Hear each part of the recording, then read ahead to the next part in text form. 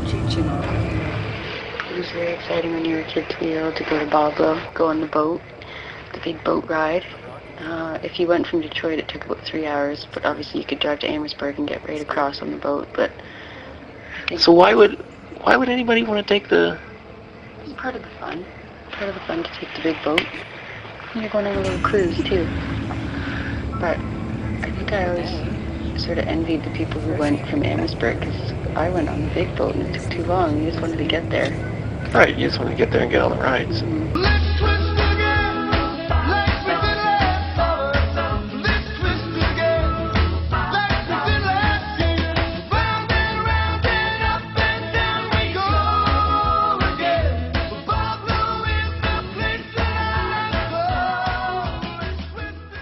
Obviously, the amusement park is gone, but there were some remains, and that was pretty cool. Mm-hmm. Broken down buildings, evidence of its former glory. Yeah, we went into this old, it looked like a church. Mm-hmm. I don't remember what it would have been though. No, you said while we were on the island that you thought it was a mariner's church. It looked like it could have been, yeah. Right, it did. It looked like it could have been a mariner's church. It looked old. It didn't look like it was something that was built during. It was reminiscent of the Maritime Cathedral in Detroit as you come out of the tunnel. Yeah, it is. 13 here. Yeah. Say hi, Dad. Hi, Dad. We're in a haunted Boblo building. Say dirty.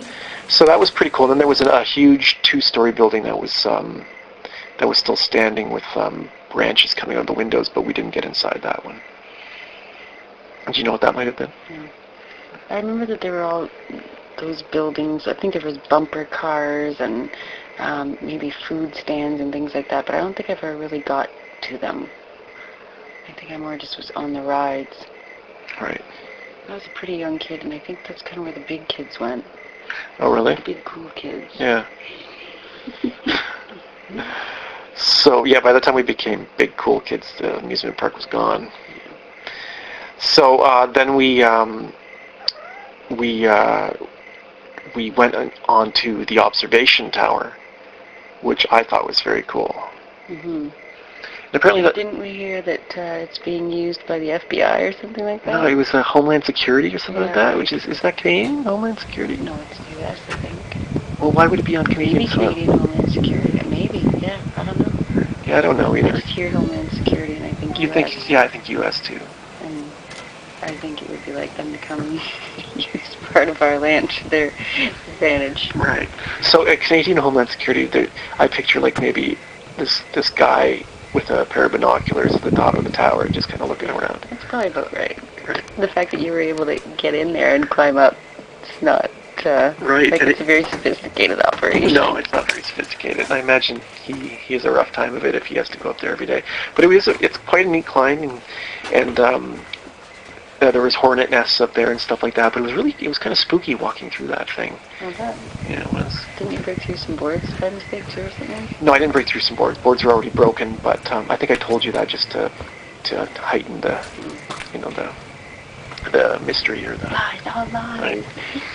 And what else did we do there? We saw a UFO. Yeah.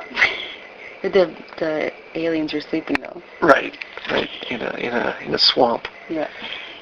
Yeah, and that was a highlight. That was one of the highlights of the trip.